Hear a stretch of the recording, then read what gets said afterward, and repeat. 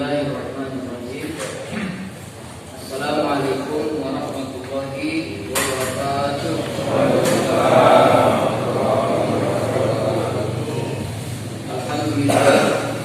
Alhamdulillahirabbil alamin. Wassalatu wassalamu ala asyrafil anbiya'i wal mursalin sayyidina wa maulana Muhammadin sallallahu alaihi wasallam wa ala alihi wa ashabihi ajma'in, amma ba'd.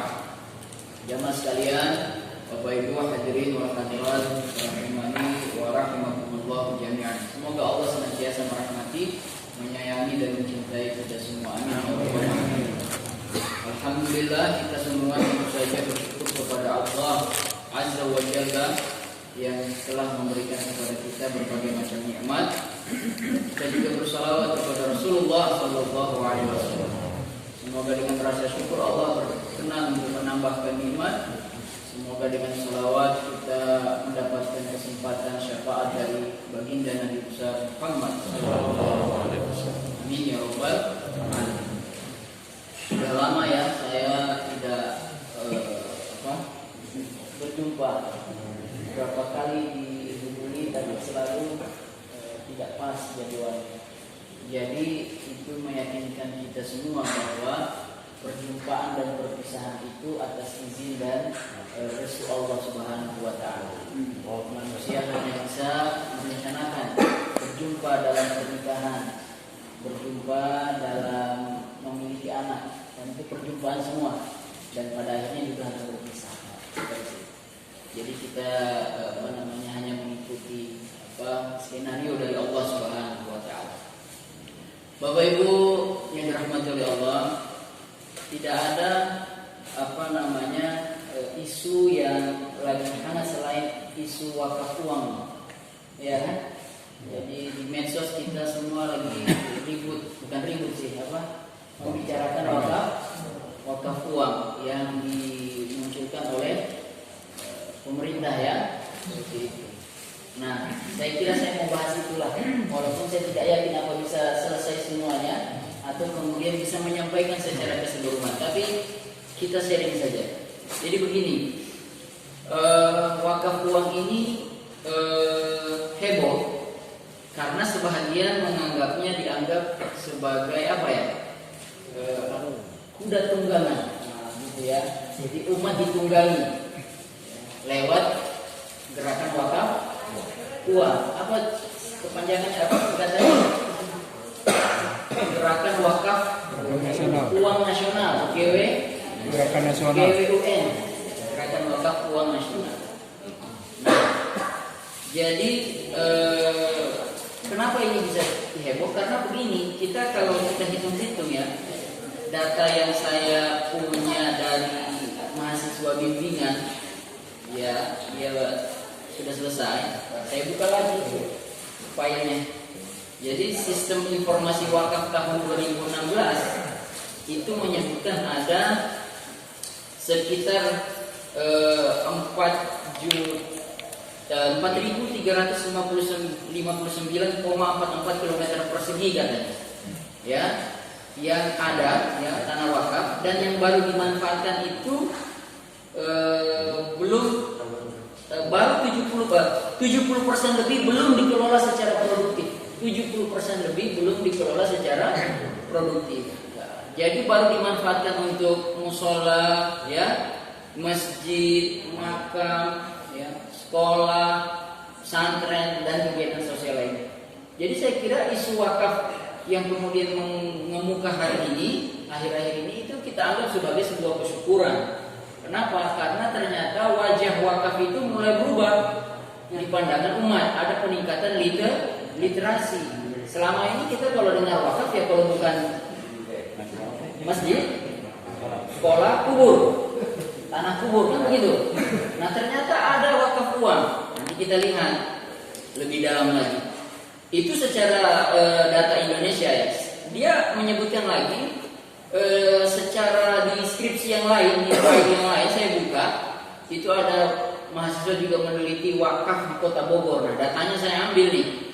Jadi di Kota Bogor ini tanah wakaf yang paling luas itu ada di Kecamatan Bogor Barat, 224.580 meter persegi, dan ada di Bogor Selatan ya dengan luas 162.770 meter persegi. Yang paling rendah itu di Bogor Timur, cuma 29.016 meter persegi. Nah, di Bogor Barat itu ada 402 lokasi, di Bogor Selatan itu ada 388 lokasi. Ya. Nah, Bapak dan Masya Allah, kita lihat ini adalah potensi sebenarnya. Ya, ini adalah potensi. Tapi lagi-lagi itu baru dalam konteks yang tadi kita sebutkan. Belum, Pak. 70% lebih belum dimanfaatkan secara produktif. Jadi masih tanah terbiar atau ya belum mendatangkan manfaat yang lebih besar yang harusnya bisa digali. Itu baru wakaf-wakaf yang secara besar kita kenal selama ini. Bagaimana dengan potensi wakaf uang? Nah, balik lagi nih potensi wakaf uang Indonesia. BPS 2010 ya, data BPS 2010 saya belum update. Kita itu ada 230 juta jiwa Indonesia jumlah penduduknya, 87% agama Islam. Nah, dia kasih hitung-hitungan bisa 60 triliun rupiah. Oh, Ustaz lebih besar, ada yang bilang berapa itu? 118 triliun setahun. Nah, saya angka 60 triliun ini sebenarnya dicapai atau didapat dari asumsinya 50 juta jiwa umat muslim itu mengeluarkan wakaf uang 100.000 setiap bulan. Berarti satu tahun 1.200.000 ini nanti dicek kali 50 juta jiwa, yang itu dapat sekitar berapa tadi? 60 triliun rupiah setahun. Nah, Bapak dalam hati Allah, bagaimana dengan angka real? Kalau tadi itu angka potensi, bagaimana dengan angka real? Angka real kita datanya menunjukkan bahwa kalau dihitung dengan pencapaian ada 7 lembaga wakaf yang besar di Indonesia ini, 7 lembaga nazir nasional, itu dikumpul-kumpul semuanya baru mencapai 32 miliar rupiah, baru mencapai 32 M. Tentu saja ini angka yang sangat rendah jika dibandingkan dengan potensi yang ada. Nah, lagi-lagi terlepas dari pro kontra, ini adalah sebuah kesyukuran sebenarnya. Kita mulai kemudian membaca kembali, mengetahui bahwa ada konsep wakaf uang. Umat mulai bertanya, sebenarnya wakaf itu apa? Nah, wakaf itu secara bahasa dia diambil dari kata waqafa yaqifu waqfan. Kalau ngaji itu ada namanya wakaf, berhenti gitu. Wakaf, berhenti. Ya, berhenti. Nah, dalam definisi yang lebih dalam lagi soal kaitannya berhenti dengan uang, dengan pembiayaan wakaf ini adalah pokoknya atau modalnya tidak boleh hilang, tidak boleh berkurang. Yang boleh dimanfaatkan adalah hasil dari pemanfaatan pokok tadi, makanya digunakan waqafa yaqifu waqfan, berhenti. Maksudnya berhenti. Orang yang mewakafkan tidak boleh lagi mengatakan itu adalah milik dia. Walaupun literatur fikih mengatakan ada 2 model wakaf. Ada namanya wakaf ahli, ada namanya wakaf khairi. Secara besar ya, gua membagian ini. Wakaf ahli itu keluarga. Jadi ada bapak seorang yang kaya raya, dia bilang saya wakafkan, tetapi pemanfaatan wakaf ini hanya untuk keluarganya. Makanya di Mesir wakaf ahli itu sudah mulai ditinggal, karena memang sejatinya wakaf itu harus mendapatkan pemanfaatan yang besar oleh umat. Makanya orang berpindah kepada wakaf khairi, wakaf kebaikan. Yang itu kita kenal selama ini, ya.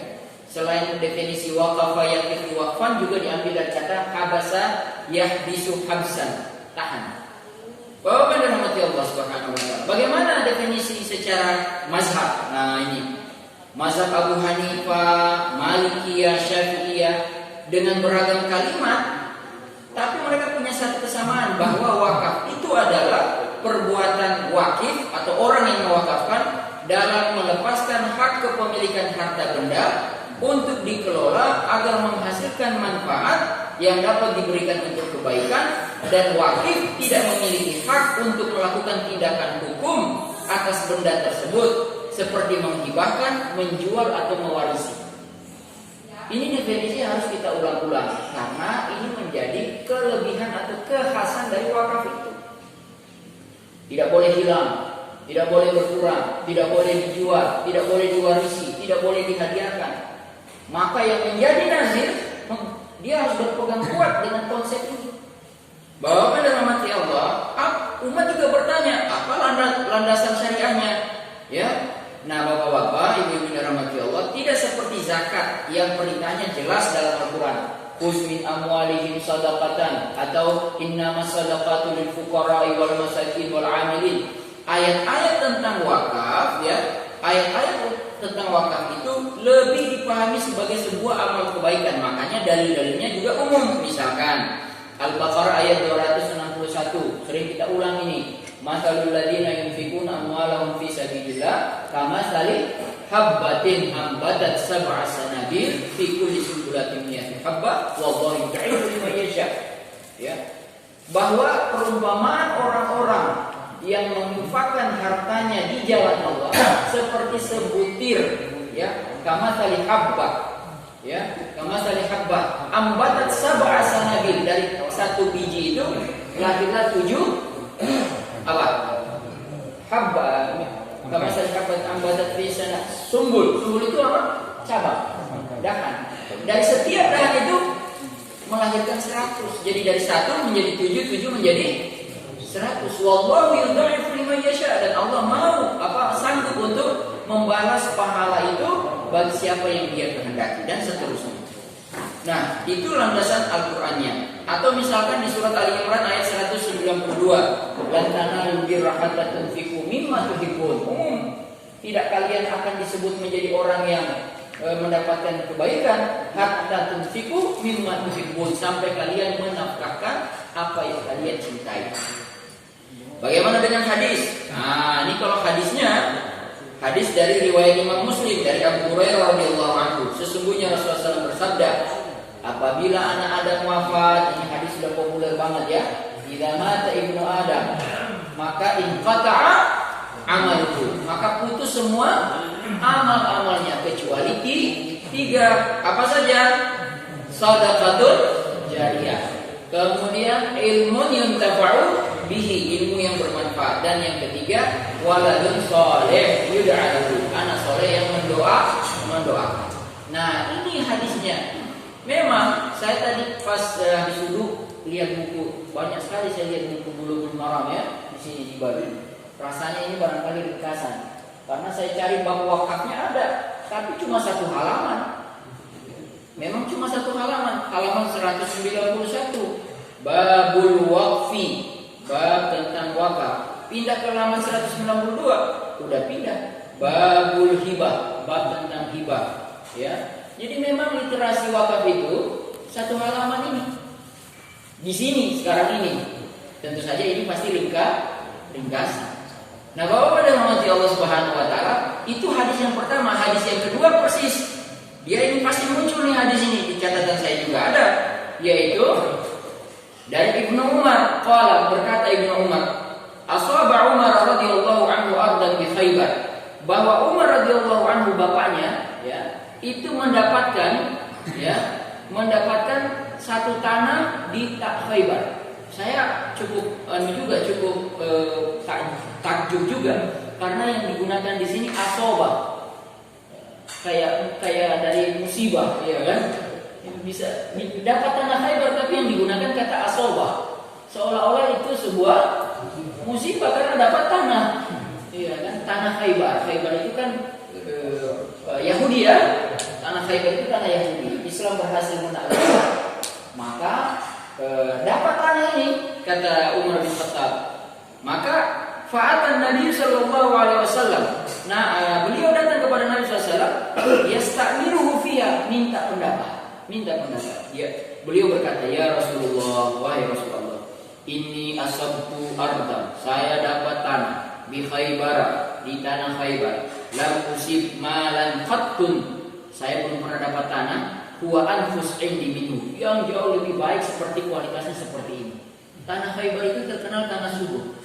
Yahudi menanamnya dengan pohon korma-kormanya lebat. Qala, maka Rasulullah SAW bersabda, in syi'ta, kalau engkau suka, habasa yahbisu habsan, tahan aslaha, aslun, pokoknya, modal intinya, wa tasaddaqta biha, dan kau nafkahkan, infakkan hasil dari asli kita, dari aslinya. Wa tasaddaqta biha, ha itu kembali kepada tanah tadi itu, ya, aslun tadi. Bahwa rahmati Allah Subhanahu wa taala, qala, maka Ibnu Umar menceritakan dalam hadis ini, fatasaddaqa biha Umar. Ayahku itu kemudian mensedekahkan, annahu la yuba'u asluha, tidak dijual tanah itu, wala yurathu, tidak diwariskan, wala yuhabu, tidak dihibahkan. Fatasaddaqa biha fil fuqara, dia menafkahkan hasil tanah-tanah itu, dari kebun-kebun itu, dari korma-korma itu untuk orang fakir, ya. Wa fir riqab, untuk budak, pembebasan budak, wa fi sabilillah, wa fi sabil, dan seterusnya. Bapak dirahmati Allah Subhanahu wa taala. Itu landasan dari wakaf. Nah, itu baru wakaf secara umum, nanti kita lihat wakaf secara khusus. Bapak dirahmati Allah Subhanahu wa taala, umat juga bertanya, apa saja unsur atau rukun-rukun wakaf? Ada, kita baca bersama, bahkan sudah diakomodir dalam pasal 6 Undang-Undang Nomor 41 Tahun 2004. Undang-Undang Nomor 41 Tahun 2004 itu menyebutkan bahwa wakaf dapat terlaksana dengan memenuhi unsur sebagai berikut. Yang pertama, ada orang yang mewakafkan, ya. Nah, syarat-syaratnya, pihak yang melakukan wakaf pada harta itu adalah harta benda miliknya. Wakif itu meliputi wakif perseorangan, organisasi, dan badan hukum yang telah memenuhi ketentuan untuk mewakafkan harta bendanya sesuai dengan anggaran dasar pihak yang bersangkutan. Itu bahasanya undang-undang. Bahasa fikihnya, seseorang bisa melaksanakan wakaf apabila orang tersebut memiliki pengetahuan yang cukup dalam membelanjakan hartanya, alias balik. Kan orang balik itu sudah tahu mana yang haknya, dia sudah tahu mentasarufkan harta yang dia miliki. Kemudian pengetahuan bertindak dalam hal ini, ya, meliputi 4 hal: merdeka, dewasa, akal sehat, ya. Kemudian yang kedua, setelah yang wakif, yang kedua adalah nazir. Siapa nazir ini? Nazir ini adalah pihak yang menerima harta benda wakaf dari wakif, kemudian dikelola serta dikembangkan sesuai dengan peruntukan harta benda wakaf tersebut. Nazir bisa meliputi perorangan, organisasi, serta badan hukum yang telah memenuhi persyaratan yang ditentukan. Saya tidak cantumkan di sini, tapi seingat saya nazir itu bisa dapat berapa ya? 10%. Ya, 10% dari pengelolaan keberhasilan harta wakaf. Makanya ini sebenarnya profesi nazir ini bisa jadi profesi yang luar biasa masa-masa mendatang. Kenapa? 10% loh. Kalau dia berhasil mengelola keuntungannya katakanlah 1M. 1M dari 10% dari 1M berapa? Besar. Ya, makanya memang harus nazir yang profesional. Nah, itu sudah menunjukkan sebenarnya secara tersirat kalau wakaf itu tidak diproduktifin, nazir tidak akan banyak dapat apa-apa. Makanya boleh jadi wakaf ini tidak menjadi populer, tidak mau banyak orang jadi nazir. Ya boleh jadi karena tidak mendatangkan hasil. Betul. Wallahu a'lam nih. Yang jadi nazir adalah selalu diidentikan dengan, kalau nazir itu berarti sifatnya lebih kepada mana? Sosial, masa-masa tua, sudah tidak sibuk. Padahal harusnya ini sibuk, karena mengelola harta umat. Ini yang harus sibuk dia. Dia harus berpikir mengelola manajemen resikonya. Dia harus, kalau dia mau terjunkan harta wakaf itu ke satu aset investasi, dia harus hitung dari A sampai Z. Nah, ini sudah hitungan-hitungan, bukan ilmu saya lagi nih. Ini sudah ada orang yang punya hitung-hitungan ekonomi, matematika. Bagaimana pasarnya ini? 10 tahun ke depan gimana? Bisnis ini masih menguntungkan atau tidak? Karena lagi-lagi konsep dasar wakaf, tahan pokoknya, gak boleh hilang, gak boleh berkurang. Yang harus bisa dimanfaatkan adalah hasil dari wakaf. Dan dia akan berpikir 10% loh. Salah nggak? Nggak salah. Memang ada juhudnya. Bukan zuhud, jihad. Kalau pakai zat jadi zuhud, nggak dapat apa-apa. Ya. Bahwa menghormati Allah Subhanahu Wa Taala. Ya. Nah, yang ketiga sudah wakif, sudah nazir, harta bendanya. Menurut undang-undang, harta benda yang boleh diwakafkan adalah harta benda yang memiliki daya tahan lama dan garis miring atau manfaat jangka panjang serta mempunyai nilai ekonomi menurut syariat yang diwakafkan oleh wakif. Nah, itu bahasanya. Jadi katanya apa? Daya tahan lama, punya manfaat jangka panjang. Uang itu jangka panjang nggak dia? Bisa habis. Nah, di situ mulai persoalannya. Kalau uang dipahami sebagai bentuk uangnya saja, dia bisa habis. Tapi kalau uang itu dikelola, diputar menjadi aset-aset yang lain, misalkan dia belikan apa? Ruko. Ruko itu disewakan. Hasil sewa itulah yang bisa dimanfaatkan. Singapura udah jauh. Singapura bukan bicara ruko, dia sudah bicara apa? Properti. Luar biasa.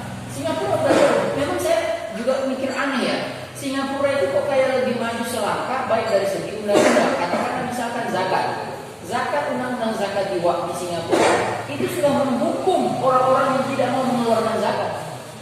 Sudah ada hukumannya. Nanti coba dicek saja. Saya juga agak sedikit lupa bentuk hukumannya. Tapi yang jelas Indonesia kalah. Bicara soal sertifikasi halal, Thailand lebih maju lab halalnya. Ya, laboratorium halal Thailand itu lumayan lebih canggih, ya kan? Jadi kalau di dunia saing-saingan, kalau ada produk makanan logo halalnya Thailand, orang jauh lebih percaya. Kalau kita, ya, alhamdulillah ada logo MUI. Tapi ada juga yang bikin logo sendiri. Dia tulis pula, dia tulis bahasa Arab, halal. Kita tidak tahu itu dari mana itu. Halal gitu ya. Oh, yang dirahmati Allah Subhanahu Wa Taala. Nah, harta benda wakaf sudah, ya. Nah, yang berikutnya adalah ikrar wakaf. Jadi ini saya sebutkan unsur dan rukun sekaligus. Ikrar. Nah, ikrarnya itu apa? Ikrar itu adalah pernyataan kehendak wakif yang diucapkan secara lisan atau tulisan kepada nazir untuk mewakafkan harta benda miliknya. Setelah ikrar ada namanya peruntukan harta benda wakaf. Ya, peruntukan harta benda wakaf adalah keinginan wakif dalam rangka mencapai tujuan dan fungsi benda wakaf. Benda wakaf yang dimanfaatkan sesuai dengan fungsinya merupakan tujuan dari wakaf itu sendiri. Nah, Bapak dan rahmati Allah, sudah selesai rukun unsur dari wakaf. Sekarang kita masuk lebih dalam lagi. Kalau tadi itu masih wakaf-wakaf secara umum. Sekarang bagaimana konsep wakaf uang? Nih, ulama Syafi'iyah seperti Imam Nawawi dalam kitab Al-Majmu' Syarah Al-Muhazzab berpendapat boleh mewakafkan benda bergerak seperti hewan, di samping benda tidak bergerak seperti tanah. Namun mereka menyatakan, ini mazhab Syafi'i, tidak boleh mewakafkan dinar dan dirham, karena dinar dan dirham akan lenyap dengan dibelanjakan dan sulit akan mengekalkan zatnya. Mazhab Syafi'i berbeda, tapi berbeda dengan ulama lain yang di kalangan Syafi'i juga. Kan dialektika para ulama terjadi. Ya, namanya Abu Sur dari kalangan ulama Syafi'iyah membolehkan wakaf dinar dan dirham. Namun pendapat ini ditepis oleh Imam Al-Mawardi dengan menyatakan dinar dan dirham tidak dapat dimanfaatkan dan tidak tahan lama. Karena itu benda ini tidak bisa diwakafkan. Wow, begitu. Ya, Syafi'i. Ibnu Qudamah dalam kitabnya Al-Mughni menjelaskan, umumnya para fuqaha dan ahli ilmu tidak membolehkan wakaf uang dinar dirham karena uang akan lenyap ketika dibelanjakan sehingga tidak ada lagi wujudnya. Di samping itu uang juga tidak dapat disewakan karena menyewakan uang akan merubah fungsi uang sebagai standar harga. Demikian juga makanan dan minuman, karena wakaf itu adalah menahan harta pokok dan menyedekahkan hasilnya. Sesuatu yang hilang dengan memanfaatkannya tidak sah untuk diwakafkan. Oke, jadi ini pendapat-pendapat di golongan pertama yang tidak membolehkan.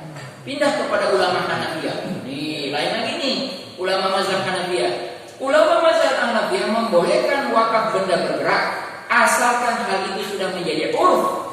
Urf itu adat kebiasaan di kalangan masyarakat. Ternyata di mazhab Hanafiyah, di masyarakat beliau dulu, mereka dulu sudah ada namanya wakaf buku, ya, kemudian mushaf, uang, ya itu ada. Dalam masalah wakaf uang, ulama Hanafiyah mensyaratkan harus ada penggantian dari benda yang diwakafkan bila dikhawatirkan tidak tetapnya zat benda itu. Jadi dia cara berpikirnya, kalau memang uang itu khawatirnya habis, berarti harus diistibdal, diganti. Memang modelnya dari uang dulu. Itu ya. Caranya adalah dengan mengganti benda tersebut dengan benda tidak bergerak yang memungkinkan manfaat dari benda tersebut kekal abadi.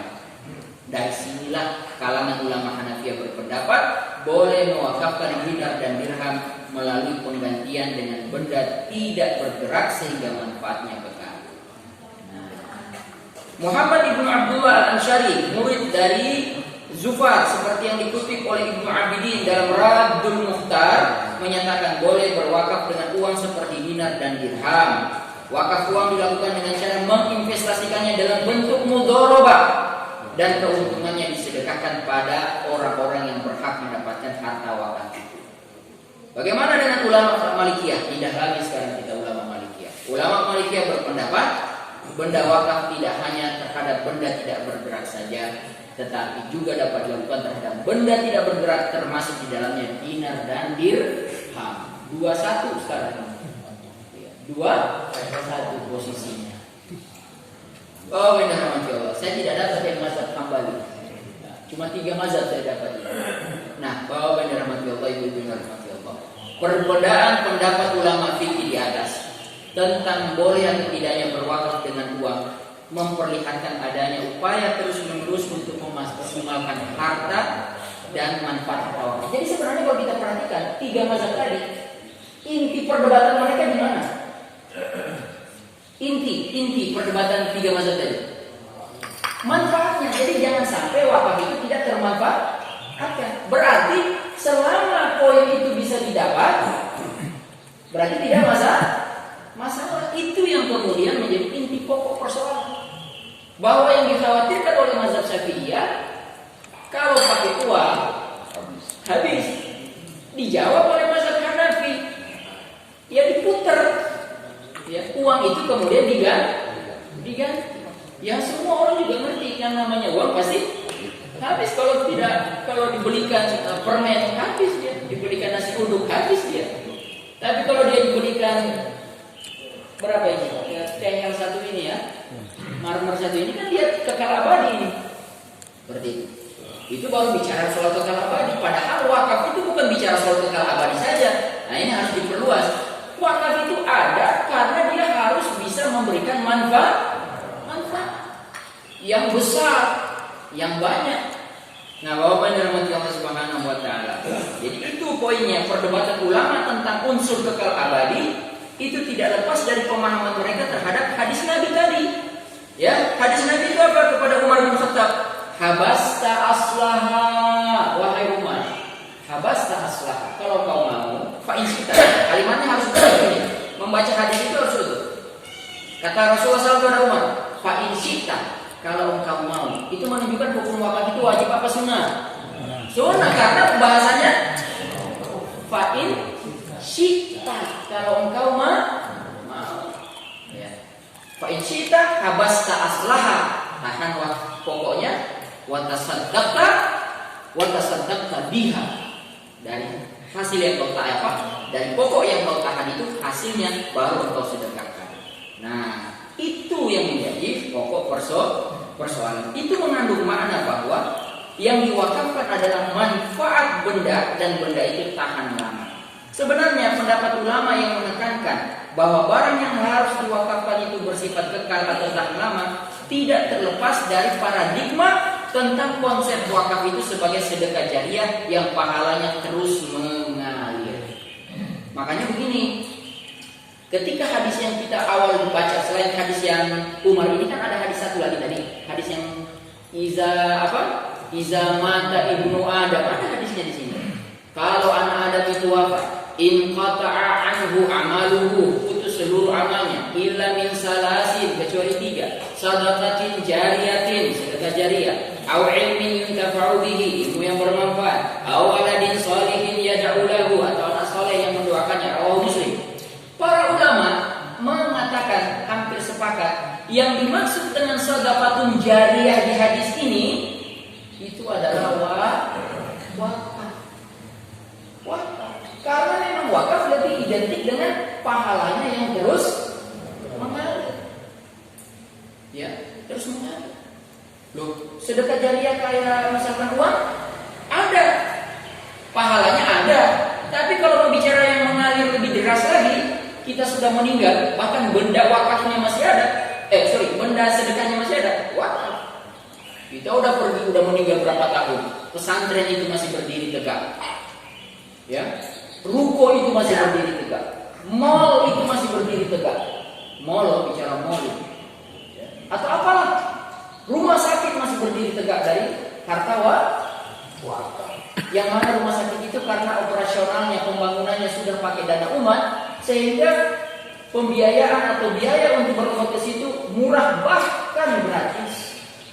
Bahkan gratisnya tentu saja bagi orang-orang yang membutuhkan. Bahwa yang dirahmati Allah Subhanahu wa ta'ala. Dengan melihat sisi filosofis perbedaan pandangan ulama tentang wakaf uang dan nilai gunanya, maka sebenarnya wakaf uang itu dapat dikembangkan. Pengembangan wakaf uang ini bukan berarti menghilangkan watak keabadian wakaf, sebagaimana yang dikhawatirkan oleh sebagian ulama Syafi'i. Karena ada sebagian ulama Syafi'i juga membolehkan, tapi justru akan memberikan keabadian manfaat sebagaimana yang diajarkan oleh Nabi. Ya, oleh karena itu tadi kita akan banyak berbicara soal nasi yang kemudian akan